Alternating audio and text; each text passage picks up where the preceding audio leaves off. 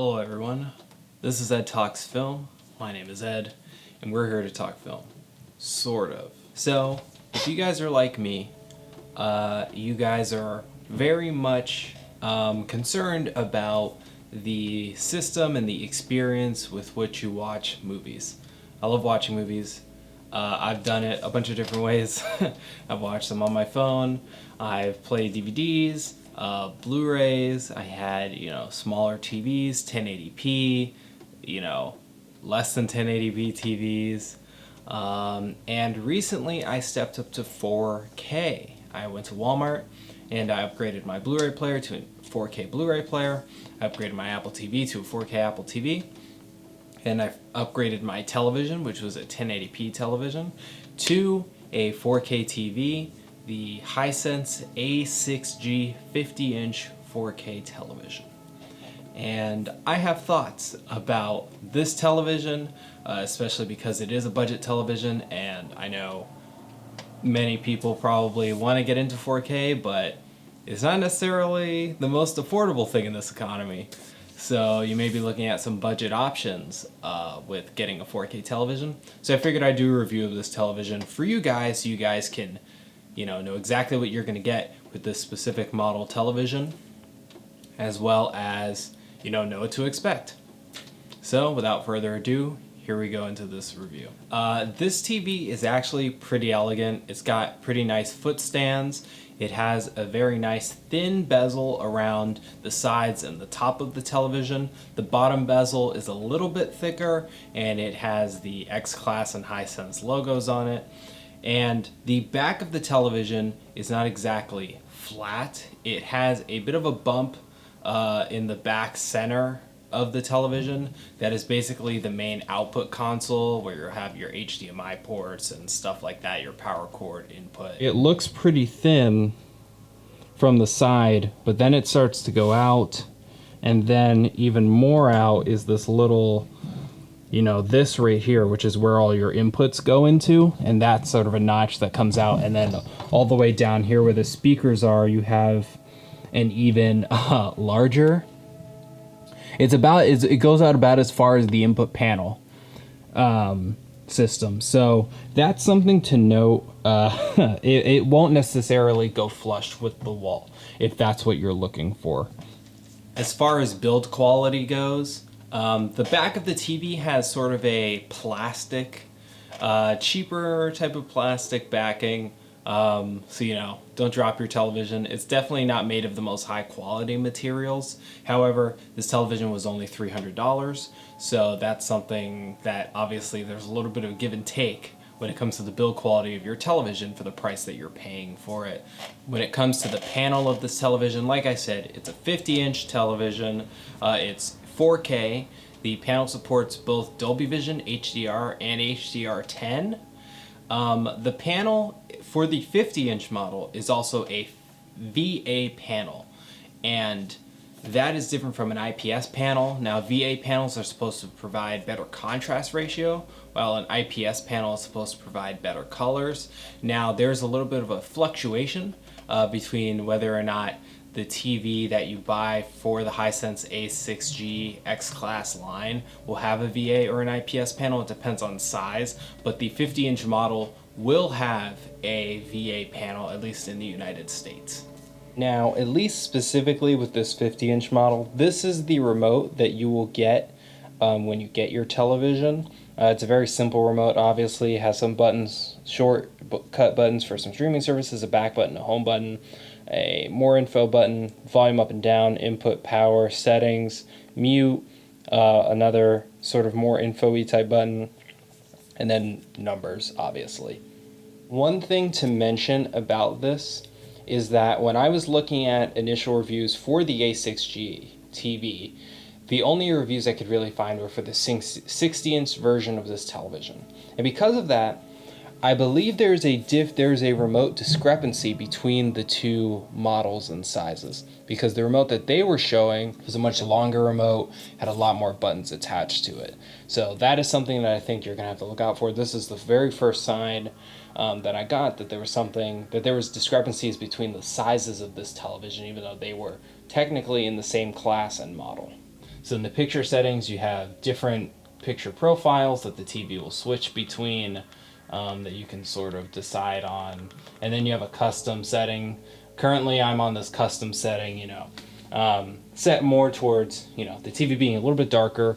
Although I may turn the backlight up a little bit, I still need to, look at some scenes of movies with some dark stuff. I put the backlight down just by nature, just so it doesn't hurt my eyes. And if I'm watching at night, the backlight is going to be plenty bright, say at 75%, rather than if I'm watching during the daytime. So, those are the standard settings that you have. Now, my biggest gripe about this specifically is that there is no advanced settings. You do not have settings for motion blur. You do not have settings for fast motion. You do not have settings for grain control, and you don't have any in-depth color calibration settings. Now you might be like, Ed, this is a $300 TV that you bought on sale at Walmart, or a TV that you bought on sale at Walmart for $300. And I would say to you, sure. However, those are settings that are always crucial, even in like 1080p TVs now, that are crucial to you ensuring the best quality you can get out of whatever content you're viewing on your television. You don't want any noise. You don't want any noise reduction on your television, especially when you're watching a film, right? Because ultimately that'll soften the image in ways that are unintended, and it'll give you an uglier image. You don't want fast motion settings turned on your television, because ultimately that'll make the motion of your films look weird, and it could cause weird motion blur, and it can also cause this very weird fluid motion soap opera effect with what you're watching. And that's something that you do not want, especially when you are, watching a movie and you're trying to watch it the way it was intended to be watched. Now, the thing is, when I have been watching stuff on this television, I've not noticed anything specifically damaging in any of those moments, which I find very interesting, because we absolutely have no control in this TV over any of those settings whatsoever. So I find it interesting that, at least with this TV, you may not get those settings, but it seems like when I'm watching an old movie, it's keeping the grain intact, which I will show you later when I show you some picture quality samples. It looks like when I'm watching movies, it also is keeping the motion at a normal 24 frames per second without trying to over smooth it in any way, shape, or form, even though the panel goes up to 120 frames per second. But it is something to note. And like I said, you also don't get any real control over your color other than saturation and the warmth of the panel. So that's something to really think about, especially if you are a stickler for calibrated televisions. Now, you can probably find some workaround with a color calibrator where you can calibrate this television properly and create its own profile in and of itself to add to the television. But that is something that you do not necessarily get out of the box, and that was something that I found very concerning, and I spent hours literally trying to see if I had missed any part of the menu that ultimately would have, gotten me those settings, but alas, I couldn't find them. Next, you have Dolby Vision alerts. So this will let you know if you are watching something with Dolby Vision or HDR, which I will get to when we talk about the visual quality of this television. It is something that is very, very helpful, I think, especially for me when I was going over this TV and looking at, what it may bring, what are the pitfalls of it. I definitely have some thoughts about Dolby Vision content and HDR content and the discrepancy between the picture quality of those two content types with this television. Next, we have zoom settings. So there's this is basically overscan settings, right? So there's direct, stretch, zoom. I always put it to direct. I want to see the direct picture size. I do not want to have it stretched out in any way, shape, or form, or zoomed in any way, shape, or form. So I'm seeing either less of the picture or I'm seeing a very weird, funhouse version of the picture. Then you have the audio settings here. So we have bass enhancer, Dolby volume, which balance your audio so that dialogue, sound effects, and commercials are at the same volume, preferred audio language, enhanced dialogue, Bluetooth settings, built-in speakers, digital audio output. I have enhanced dialogue on only because I I tend to have an issue hearing dialogue in a movie, so I want that to be like the clearest thing. And that's just a personal thing. Obviously, you can turn that off. But again, here, you don't see any real audio profile settings in here at all, no EQ settings. And yes, this is a budget TV, but I think that's something that I've seen in even cheap 4K televisions from brands that are nowhere near as big as Hisense that have these settings available to them. So I wonder what it is that causes Hisense to not want these settings on their television. As far as image quality goes, this TV does have a really good image quality for the price. Like I said, it's 4K, supports Dolby Vision, HDR, and HDR10+. So that'll provide a really good picture depending on the type of content that you're watching. When it comes to 4K Blu-rays, that is always where you will get the best 4K experience. However, 4K streaming is also pretty good. I use Apple TV Plus when I do 4K streaming because I like to stream my movies on iTunes usually. That is where you will get the best 4K streaming experience because Apple TV Plus has one of the highest 4K streaming bit rates. I think it's about 25 megabits per second, which is very low obviously in terms of 4K content because you can see up to 100 megabits per second on a 4K Blu-ray. However, for streaming purposes alone, iTunes is pretty good, especially with their 4K HDR content. And speaking of HDR, that'll definitely change a little bit of how the TV functions and operates depending on the type of HDR content that you are seeing on the screen. When it comes to Dolby Vision, you are limited to basically certain settings when it comes on the TV. Now, I calibrated the TV out of the box prior to plugging in any of my apparatuses into it. So when you have Dolby Vision content, which the TV will notify you if you are watching Dolby Vision content, that's something you can also turn off. You get basically two options, Dolby Vision Bright and Dolby Vision Dark. Here I'm going to show you guys some samples of some 4K content across a bunch of different types of content, whether it's streaming content or 4K Blu-rays on this television, and I'm just sort of going to narrate what the different options look like and how that experience is going to look on your television when you get it as best as possible. Now, let's get on to the picture quality of this television. Something to note, and something I noticed, is that you will have HDR switches obviously with this TV depending on the content that you're watching. Now, with an Apple TV 4K, it automatically will switch over to Dolby Vision when you are watching, when you turn on your Apple TV. And then depending on what you're watching and the type of HDR that it has, it will either switch over to either Dolby Vision or HDR, and your screen will probably flash black and then flash back onto whatever you are actually watching. And you will get a little notification that says Dolby Vision. So if we click on this Hell or High Water movie, the screen will be black, and you can obviously see the Dolby Vision notifier come up, and you get to see the movie Dolby Vision. Now, what I've noticed specifically with Dolby Vision content, 4K streaming isn't necessarily the best way to view anything. However, for all intents and purposes, we are going to be using it for just this part while I'm talking about Apple TV and streaming in general. Apple TV has a pretty high bit rate when it comes to 4K streaming. So, with Dolby Vision, you are getting the best picture quality on this TV from what I can surmise, from what I'm seeing, right? The colors are better, the contrast is really, really amazing.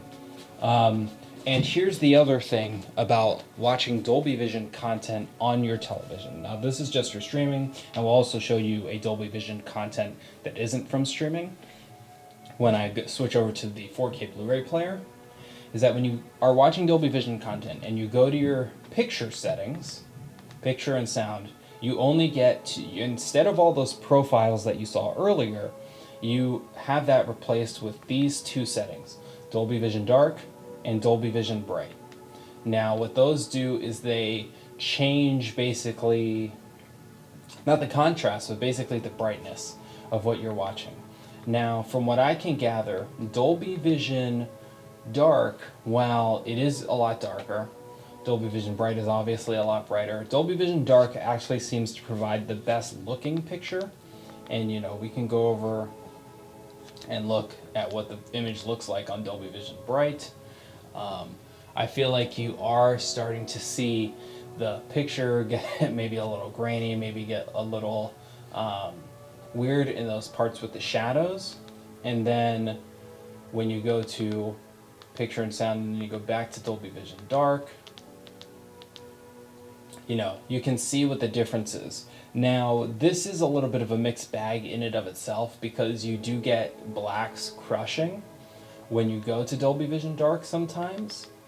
And obviously, a lot of, you know, maybe the detail is restored in those blacks on Dolby Vision Bright. So that is something that you're going to have to play with. I usually just leave it on Dolby Vision Dark, but I will probably watch a little bit more, specifically on the Dolby Vision Bright setting, just to see how I feel about it. But so far, from what I've decided, Dolby Vision Dark maybe has the best picture quality and image quality so far, and better contrast, but it still does look good even on the Dolby Vision Bright setting. So now here we are with Christopher Nolan's Tenet. Now this is an interesting thing when it comes to what I'm looking at on this TV.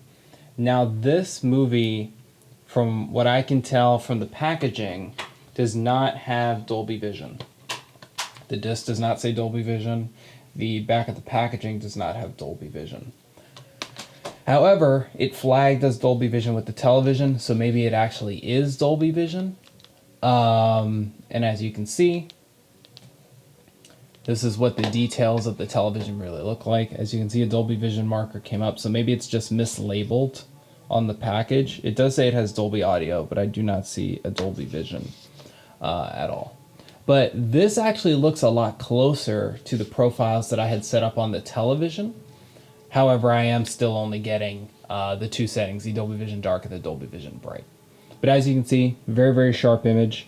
This isn't the brightest image because I don't have the TV backlight, I believe, set up all the way. However, if it is reading it as Dolby Vision, it actually might be at the highest it could possibly be for the television. We'll go to another sequence. The colors look pretty good. Yeah, very vibrant colors, as you can see. Very sharp image. It does look really good, especially when you're watching content that at least flags as Dolby Vision or Dolby Vision content. Now, Tenet is a Blu-ray that I would say for 4K is a reference quality one. You get really good colors, really good contrast levels. It is honestly one of the best 4K Blu-rays that I have seen out of all the ones in my collection thus far. Alright, so now we are back on the Apple TV, and this is a normal HDR film. This is Casino by Martin Scorsese, and here's the very first thing I'm noticing about normal HDR content, and it is the colors. Now, as you saw with all the Dolby Vision content and all the vision that was at least being flagged as Dolby Vision, the colors were very, very nice, very, very vibrant. This film, I don't think I've ever seen have colors this dull, and this isn't necessarily just, you know, just something that is only affected in this film.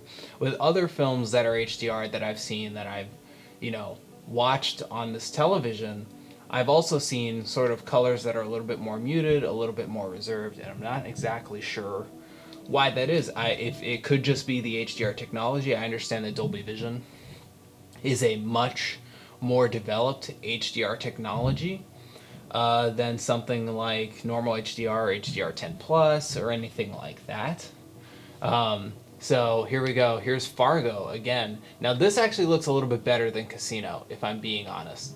And you can go into Jerry's face right here. This does not look bad, but I will say that it doesn't look as if the colors are as vibrant as they maybe should be. Now this is kind of a very interesting example of a movie to sort of show that. But it's interesting when you look at that and you look at, Casino, you look at that movie and then the discrepancy between that and, normal HDR Dolby Vision films. So I guess that's just something to think about, something to keep in mind when looking at, the different types of HDR content that you're going to be consuming. Now, here is Orson Welles' Citizen Kane. Now, this is a very interesting film because, as you can see with the film, right, this is on the Dolby Vision bright setting. The grain is intact. The image is obviously not the sharpest because it is a very, very old film. This is in 4K. The disc is not labeled with HDR. The back of the Criterion packaging isn't labeled with HDR as well. It just says 4K Ultra HD. Now this is very interesting because this also flagged up as 4K. As Dolby Vision. And I think this is where my biggest issue comes in with this television, is that you are getting basically a lack of control over this image in Dolby Vision, right?